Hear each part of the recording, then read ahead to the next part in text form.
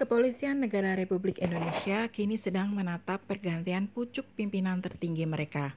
Per 1 Februari 2021, Kapolri saat ini, Jenderal Idam Aziz, akan masuk masa purna tugas.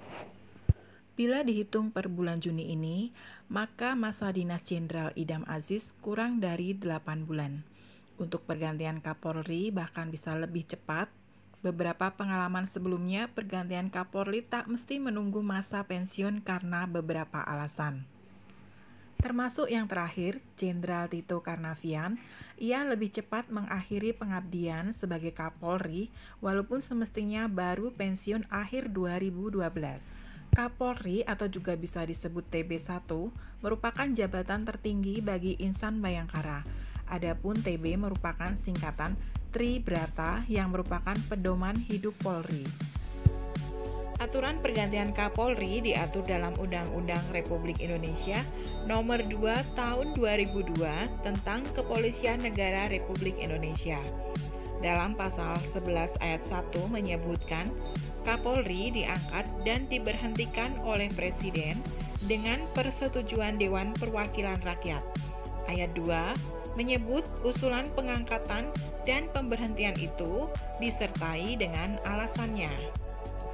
Sementara dalam pasal 6, calon Kapolri adalah perwira tinggi Kepolisian Negara Republik Indonesia yang masih aktif dengan memperhatikan jenjang kepangkatan dan karir. Meski menjadi prerogatif Presiden dalam pengangkatan Kapolri, Presiden juga menerima masukan dari Komisi Kepolisian Nasional dan Internal Polri melalui Dewan Kepangkatan dan Jabatan Tinggi atau Wanjakti. Akan tetapi semua berpulang kepada Presiden. Kapolri Tito Karnavian misalnya, sebelum diangkat jadi Kapolri, ia bukan salah satu yang diusulkan Dewan Kepangkatan dan Jabatan Tinggi Polri untuk menjabat TB1. Hal itu sesuai dengan pernyataan Jenderal Badrodin Haiti ketika masa penjaringan calon Kapolri pengganti dirinya. Tahun 2016 lalu, Tito tak masuk radar Wanjakti karena masih banyak perwira tinggi yang lebih senior darinya. Pelibatan Kompolnas sesuai dengan Peraturan Presiden Republik Indonesia Nomor 17 Tahun 2011 tentang Kompolnas. Dalam Perpres itu, Kompolnas memiliki 2 tugas. Tugas pertama, membantu Presiden menetapkan arah kebijakan Polri. Kedua, memberikan pertimbangan kepada Presiden dalam pengangkatan dan pemberhentian Kapolri. Untuk diketahui, mereka yang berpeluang menjadi Kapolri adalah perwira tinggi aktif bintang 3 atau Komisaris Jenderal alias Komjen. Dalam struktur organisasi Mabes Polri terdapat 6 Komjen, yaitu Wakapolri yang merupakan unsur pimpinan. Saat ini dijabat mantan Kapolda Metro Jaya, Komjen Gatot Edi Pramono. Kemudian Inspektur Pengawasan Umum atau Irwasum yang merupakan unsur pengawas dan pembantu pimpinan. Kini dijabat Komjen Agung Budi Marioto. Sebelumnya ia menjabat Kaba Intelkam. Lalu ada 3 Komjen dari unsur pelaksana tugas pokok. Mereka adalah Badan Intelijen dan Keamanan atau Kaba Intelkam yang dijabat mantan Kapolda Jateng Komjen Riko Amelza Daniel. Kepala Badan Pemelihara Keamanan Kaba Harkam yang sejak akhir tahun lalu dijabat mantan Kapolda Sumatera Utara Komjen Agus Andrianto. Lalu Kepala Badan Reserse Kriminal atau Kabareskrim, jabatan yang barangkali paling sering disebut di media-media ini, dipegang perwira tinggi yang relatif berusia muda, 51 tahun, Komjen Listio Sigit Prabowo. Pada tahun 2014 silam, ia pernah jadi ajudan Presiden Joko Widodo. 1 bintang 3 lainnya berasal dari unsur pendukung yaitu Kepala Lembaga Pendidikan dan Pelatihan Polri. Sekarang dijabat Komjen Arief Sulistianto yang sebelumnya menjabat Kabareskrim. Selain para jenderal bintang 3 di struktur organisasi Polri, ada pula polisi berpangkat komisaris jenderal yang berada di luar struktur organisasi Polri.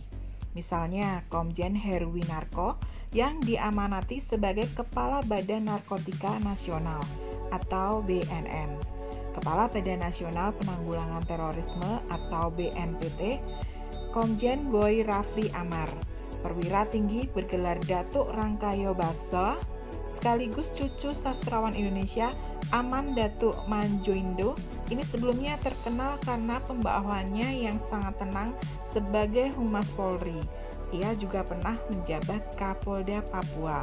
Kemudian Sekretaris Utama Lembaga Ketahanan Nasional atau Lemhanas, Komjen Didit Wijanardi, Wakil Kepala Badan Cyber dan Sandi Nasional BSSN, Komjen Dharma Pongrekun, Ketua Komisi Pemberantasan Korupsi atau KPK, Komjen Firly Bahuri.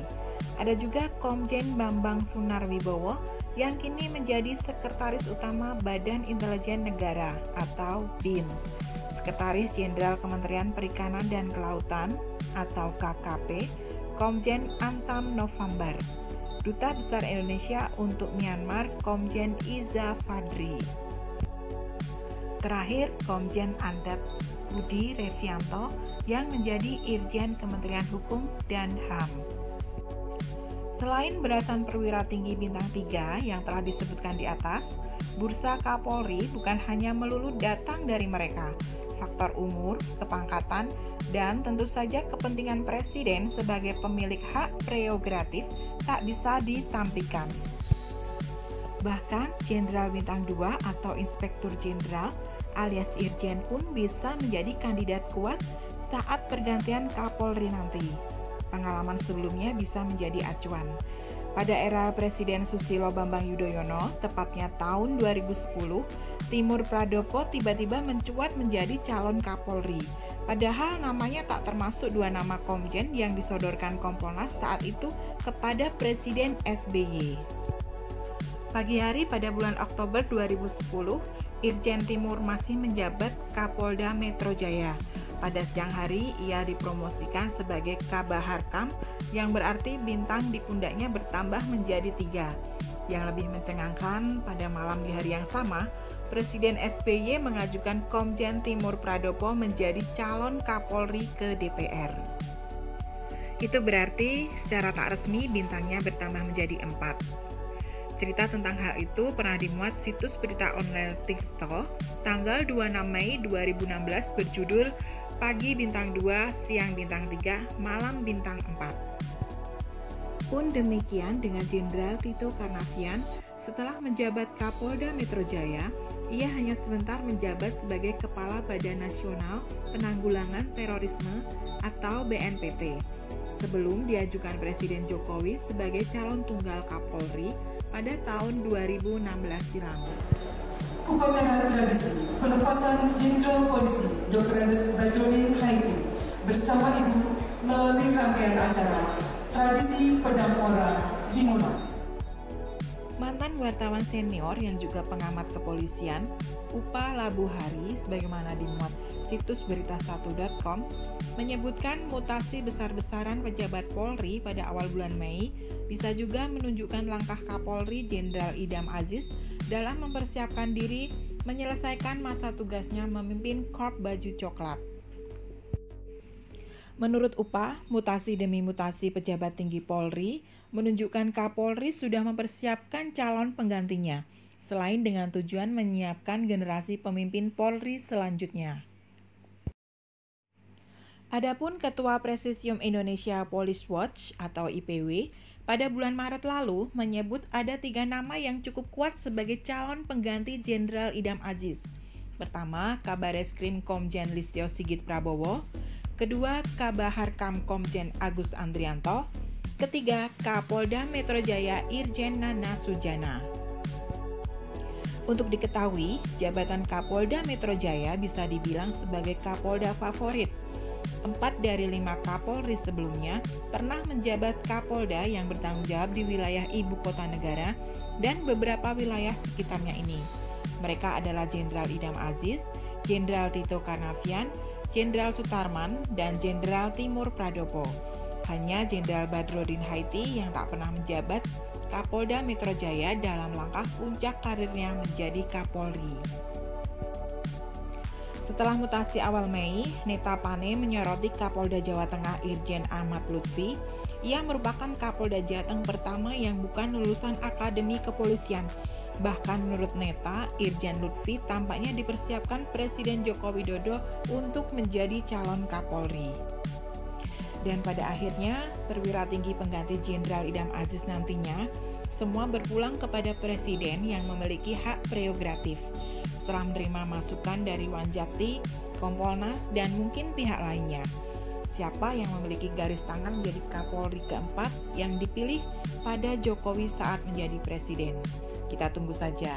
Siapapun yang terpilih nantinya, mudah-mudahan bisa makin membawa institusi besar Polri makin profesional, modern, dan terpercaya dalam mengemban tugas, memelihara keamanan dan ketertiban masyarakat, menegakkan hukum, dan memberi perlindungan, pengayoman, serta pelayanan terhadap masyarakat. Bila ingin menanggapi video ini, silahkan tulis di kolom komentar, tekan subscribe dan like untuk mendukung channel ini supaya berkembang. Wassalamualaikum warahmatullahi wabarakatuh.